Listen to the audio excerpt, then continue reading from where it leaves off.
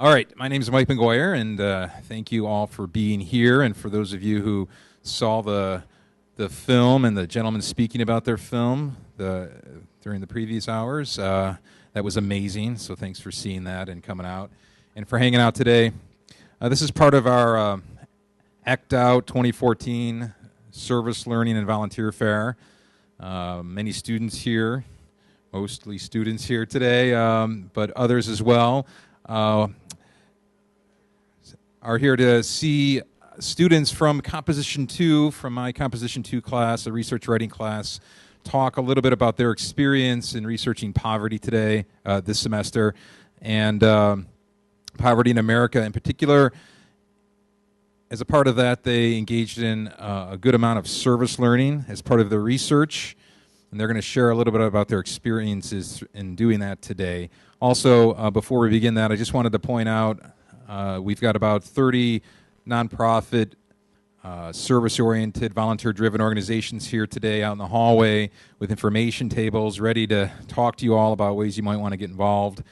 If you got jazzed up from the film earlier today, that's a great place to stop to figure out how to take the next step. If you get jazzed up from hearing the students present briefly about their service learning work today, that's a great place to stop. Also, when the students are done talking about their what they've done in a more formal fashion by addressing this audience here now, they do also have displays around the perimeter of the room. There's about 7 or 8 of them around, and they're going to go and stand there and talk with you further. So please go and visit them, ask them hard questions about their research so that they can share with you all that they've learned, okay? All right, without further ado then, I'm going to ask my first presenter to come on up. James, is that you? All right. G? Do you need anything? Or do you want the mic on the stand? All right. How's everybody doing today? Say, how's everybody doing today? All right. Well, is it on? Listen to me very closely. Go straight home, lock all the doors, start your homework, do not answer the door or phone for anyone, and I'll be home around 6. According to ABC News, a survey was taken, and 1 in 5 children from the ages of 6 to 12 are being left home alone after school. Why is this? With the price of living steadily rising and the minimum wage level staying at a standstill, parents are somewhat forced to go without the proper child care services and are simply leaving our youth with the instructions I left you with prior. Now let's go way left field. How many nursing homes do you think we have in the vicinity of Moraine Valley? Quick answer. 13. Well, in my group's commute from school and home, we've counted about 17. Now, where are we going with this? Throughout our deliberative dialogue, our group has come up with the idea of placing daycare centers inside of senior retirement homes. And with research, we found out that this idea has already been put into action. The St. Paul Seniors Home and Services of San Diego, California, holds a daycare center within its seniors' living home. The program is designed to reduce isolation, offer support to families with hardship, foster a healthy outlook on life for seniors, and bridge the gap between our youth and elders. Poverty is not only a monetary thing, but a feeling of being without. And there's a large amount of healthy seniors who are living without, who are without responsibility, ambition, and drive because they have simply given up. Not only did I volunteer for an organization called Sertoma, which provides a safe living area for the disabled, I've also worked in a few nursing homes and have come across a heap of retired teachers, nurses, nannies, and etc. By placing daycare centers inside of retirement homes, we provide a safe haven for our youth, a peace of mind for our working parents, and a feeling of being needed from our elders. If we all can volunteer, spread the word, donate, and support, we can lower the amount of poverty one family at a time. Remember, there are 46 million people living in poverty, and 21.8% of those are children. So let's all help end the cycle today. Thank you.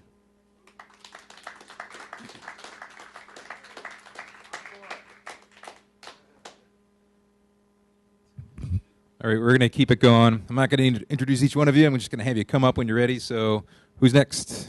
I'm just standing here now to tell you how it's going to work. So Sean, are you up? Come on. All right. I also want to just say, even though our audience here at this very moment is not huge, I want to remind everybody that this is being video recorded, which is amazing. It will end up on our YouTube channel, the library's YouTube channel, and be part of the digital archive of the library in perpetuity. So, Sean, in the future, when students are doing research here at Moraine on poverty, they're going to do a catalog search and they're going to find your talk there. Okay? Awesome. All right. Pressure on. Yes. Testing. 1, 2, 3. Okay. Good morning, everyone. My name is Sean Jackson, and today I would like to share with you my group's project about the truth about poverty in America. I would also like to share with you our group's community vision and our plan of action. When people think about poverty, they usually think of poor education, no one providing little to no money, someone who has no job, or etc. What we were trying to do is create a safe haven for people in our community so that our youth could have a safe place where they will have little time, they will have no need to fear crime or any way of getting hurt. In families, there is a few reasons why poverty affect them. Majority, the middle class. These reasons can be poor education, discrimination, meaning people being denied the advantage, and people being denied jobs because of their skin color, sex, age, or sexual orientation. The other reasons are people who prolong their advantages and end up losing their advantages to get out of poverty. Another example would be a disaster in the family.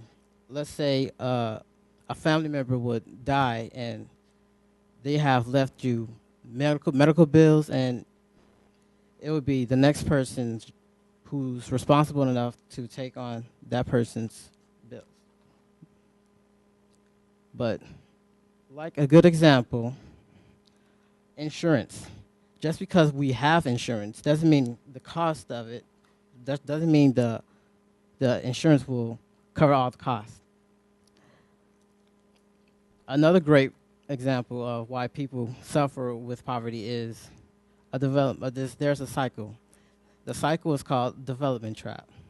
A development trap is when a family goes through a loop that continues generation after generation.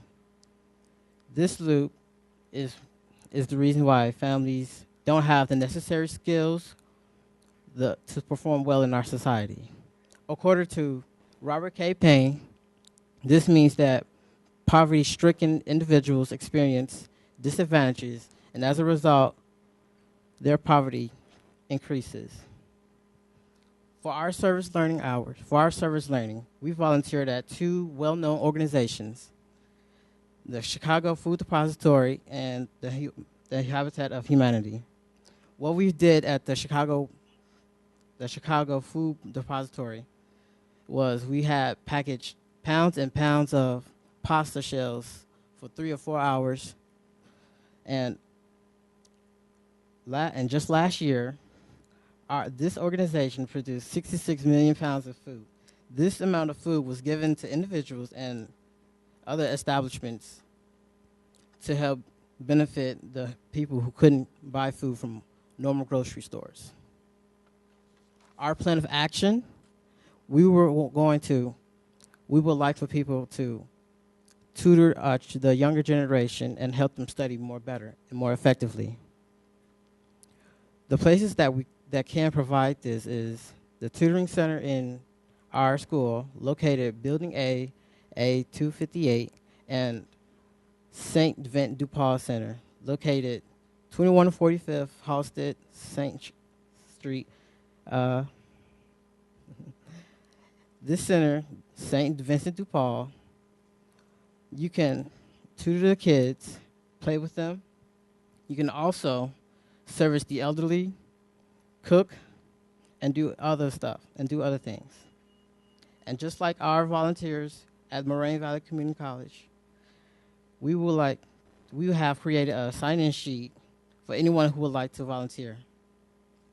Our second plan of action is to encourage more people to volunteer. We would like more people to invest their time to give, to be more of an asset to their community. Whether it's fixing an outdoor scenery or creating a safe environment for young children. Even if it seems hard, everyone should lend in a helping hand. The community will overcome the struggles if everyone comes together. For what we have learned through our experiences in service learning of poverty in America, the only way we can minimize the effects of poverty is to come together. Just a little bit of your time can make a big difference. If we all can help each other, even just a little, it will make our community a much better place. It is better to give than receive. Thank you.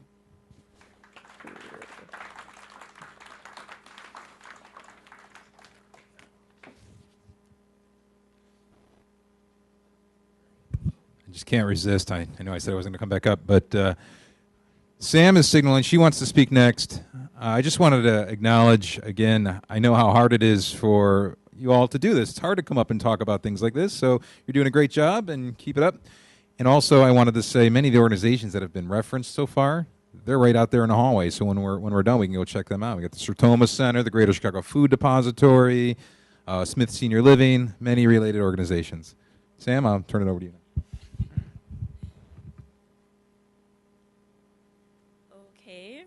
What's up?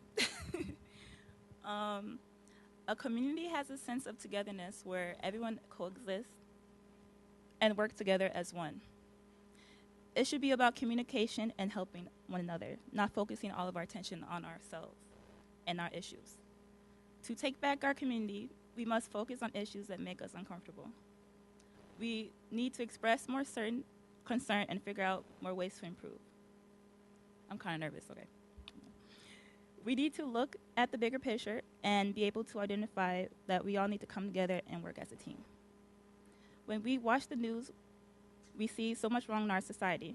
We hear about people on the streets and families struggling financially to keep everything together. In reality, it would be nearly impossible to get rid of everyone's need for help. What we can do is step up and take action. Any small action is better than none. Any one person is better than none. And one person that decides to make the smallest difference may gather or inspire others to do the same, possibly leaving an impact. I volunteered to help for the Sertoma Center, which provide aid for those with disabilities. I also helped out for the Ronald McDonald House charities, which give housing for families with children who have medical needs. To be honest, I didn't believe the work that I did was anything special. I felt as though that I could have done more and I wasn't enough. I wish I could have left more of an impact instead of staying there for a few hours and then leaving. Though my actions were small, it opened my eyes to organizations that I didn't know exist. I went to Stagg High School for my freshman year, and I remember that it was a requirement to achieve a certain amount of volunteer hours, and I hated that. Honestly, I couldn't stand it. But as annoying as mandatory volunteer work was, I can look back and say that it was worth the time. Instead of focusing on yourself, you need to look outside the box and realize that you're helping others. And you're helping the community. Of the many negative things this world can offer, you did something unselfish and positive, and you should really be proud of that. I'm not a speaker, obviously I'm not a speaker, but today I'm here out of my comfort zone, speaking to a crowd of people, hoping to inspire them and make a change. So to close, I would like to say to get off your Instagram, and no matter how small your voice and action is, it takes one person. So that's it.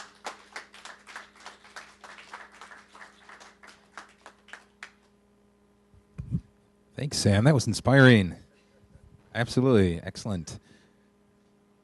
Okay. I like what you said about getting out of your comfort zone. That's absolutely essential. And, you know, a lot of times students say to me when I explain to them that they're going to do service learning for the class, and they say, you know, but that's out of my way. You know, that's not what, you know, I'm busy and that's not what I was going to do. And I say, well, exactly. You need to go out of your way, because if we keep just going down the way that we've always been going, nothing changes. So we have to go out of our way. We got to get out of our comfort zones.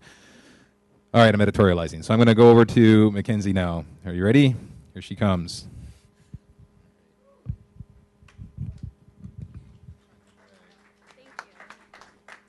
I'm so short. This is awful. Can everybody hear me? Yes? No? Yes? Okay. Sorry, I'm short. This is different. So I'd like you to picture somebody who lives in poverty and think about the type of person that you see. A lot of you may picture someone working on minimum wage or less, or living in their car, maybe using food stamps. And while a lot of these assumptions are true, we're actually reminded by Mother Teresa that we think sometimes poverty is being hungry, naked, and homeless. But the poverty of being unwanted, unloved, and uncared for is the greatest poverty, and we must start in our own homes to remedy this kind of poverty. And she's right. So in order to start here in our own homes, my team and I have developed a couple ideas towards an action plan to start remedying that kind of poverty in our community now. We aspire to have a community that centers around education, industry, health, diversity, and opportunity. And we started to greatly value these things through service learning experiences and giving back to our community while volunteering at organizations such as PADS, Habitat for Humanity, the Ronald McDonald House, Together We Cope, and much more. We learned that poverty is not always living under the threshold determined by a census bureau, and that making a difference doesn't have to be as huge as starting a campaign. It can just be donating a can of food or cooking a meal for someone to make them feel at home. Even just letting someone know that you're there for them makes a huge difference. But to make a more large-scale difference in Cook County, we would like to highlight our community assets that exist here and already help shape the wonderful place we live in. And that way we can expand our services to neighborhoods that are less fortunate. We'll start with DARE officers, who visit our schools and inform us about the dangers of drug use, gangs, and peer pressure. Let's start to reach out to children who live in neighborhoods with high drug use and issues with crime, and children with deaths and high mortality rates, to unsafe neighborhoods. And that way we'll get them on a safer path before they start to walk on the wrong one. We'll also reach out to the librarians from the Orland Park Public Library. Many of you may have heard of the countless services and events that are held here, and we want them to invite more children from neighboring communities to join us in learning experiences to motivate them to stay in school. My team and I believe that generational poverty can be broken with an emphasis on education, that pushing kids to stay in school and raising the graduation rate, which is only at 71% for Cook County, and that way they can go on to college, earn degrees, and support their families. That way a new cycle can be developed and families will be more successful. Families won't have it be such a rarity that they graduate from high school or college. We also want to involve the Bridge Teen Center. We want to expand their locations to provide even more safe environments for children under 18 that really need them. The Bridge, located on Harlem in Orland Park, is a really fun, sociable place for teens to grow and develop with volunteers and trained professionals, and just to hang out with their friends after school, and it's entirely for free. But we want to expand their locations to more unsafe neighborhoods so that way kids have a safer place to go after school and they're not alone. And lastly, you. My team and I encourage you to take these courses that offer service learning opportunities. You'll see the issue of poverty in a different light, and you'll learn the powerful impact of a helping hand. It's not just learning to write, it's giving you something honorable to write about. We also invite you to reach out to the tables right outside the library, many of which are organizations that offer great volunteering opportunities to help those in poverty. So donate when you can and prove that you care. Reach out and offer, even if it's just an hour of your time, to someone in need, and they'll remember it for the rest of your life. Because these issues exist in neighborhoods that are less than a 20-minute drive from you, it's time to stop overlooking them, and it's time to start remedying that poverty so no one has to feel unwanted, unloved, or uncared for any longer. Thank you.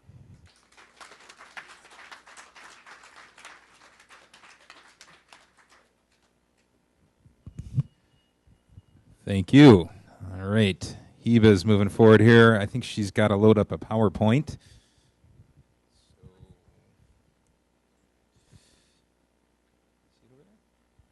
Okay. While she's doing that, let me just say a couple quick things. this semester, and actually every semester I do this service learning stuff, students towards the end of the semester, they start coming up to me and telling me that it actually wasn't that bad. I think that's kind of interesting. And I'm not sure if it's a bunch of students wanting to just get an A in my course or if they really mean it. But a lot of them do start to say, like, I really didn't want to do it going into it, but after I did it, I want to do more of it. So I think that's really true about this kind of thing, because we realize that it doesn't take a whole lot for one person to get involved and make a difference, and it's kind of fun to feel that sense of purpose, when we're going about our lives. So, Heba's turn.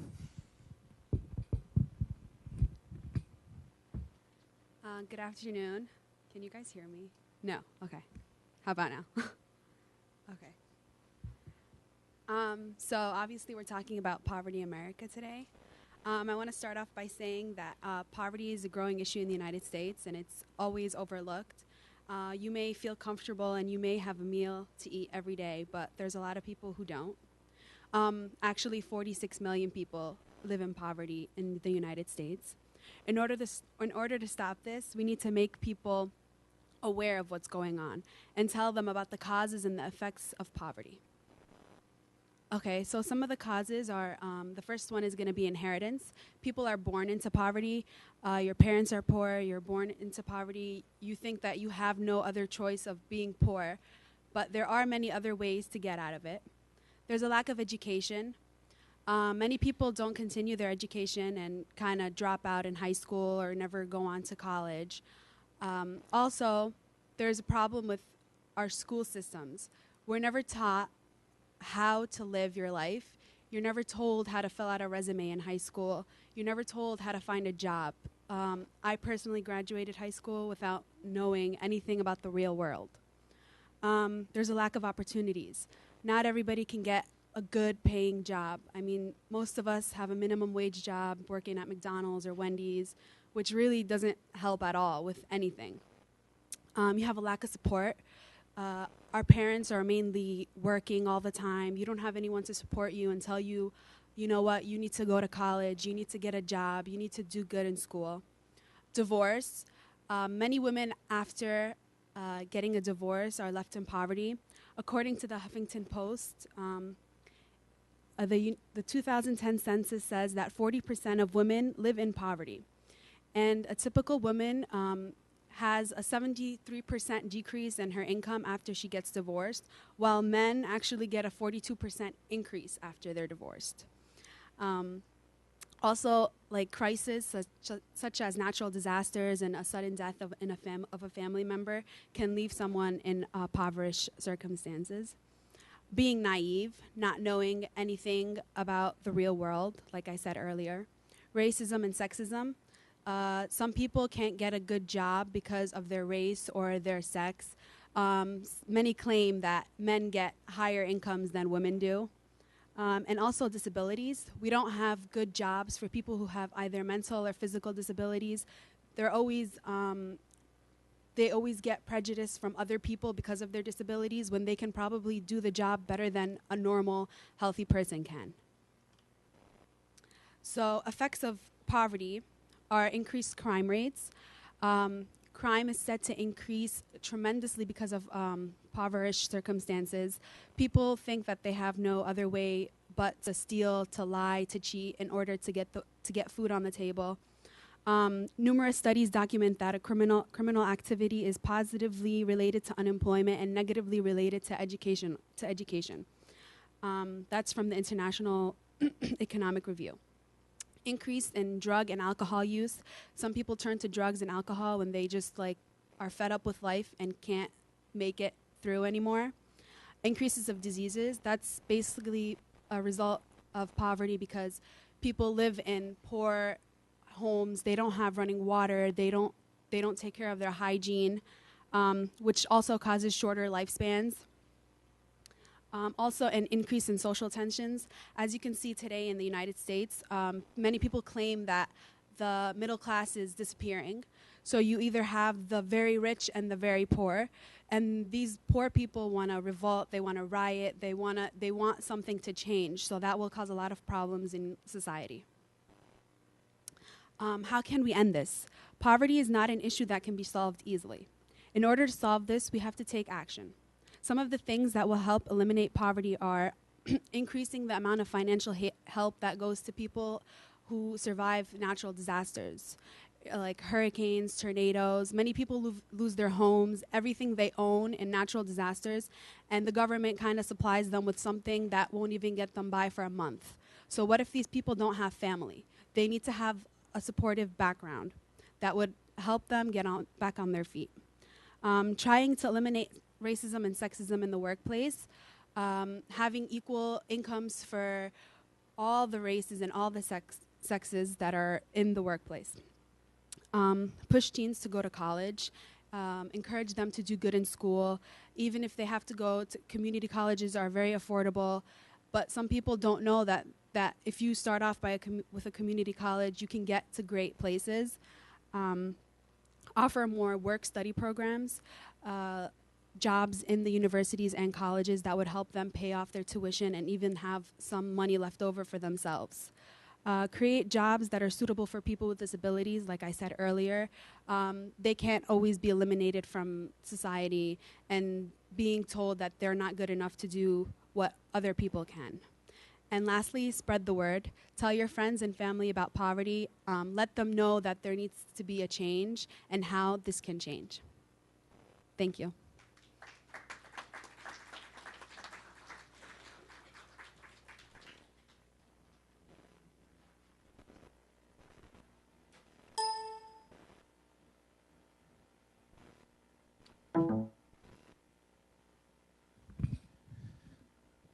Thank you, Hiva. Nice. Okay, so some more folks have come in. It's nice. We've got a nice little audience here. We could, at this moment, I think we have all of our student speakers, right? Because we were having representatives from our groups come up. Students had worked in groups all semester long, and they had elected representatives to speak on behalf of their group, or just now. But they've also created these display boards, these posters that you see around the perimeter of the room here.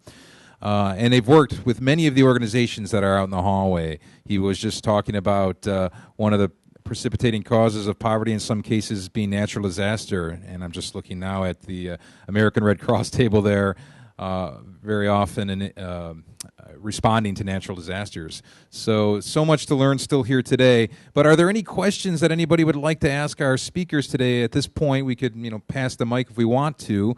Are there any questions from our audience? Maybe? Okay, that's okay. I am going to ask my students to sort of represent their projects by their boards, and I want to encourage our audience here to kind of go around and talk with them at their display boards, because they've done a lot of research, they've done a lot of service learning this semester, and they're eager to talk with you tableside about everything that they've done. They've prepared for these conversations. I've encouraged them to have talking points. So please go up to them as they stand by their boards and press them with some hard questions, and they will be eager to engage with you. Okay? Thank you, everybody, for providing an audience here, and take in everything there is to take in. Thank you.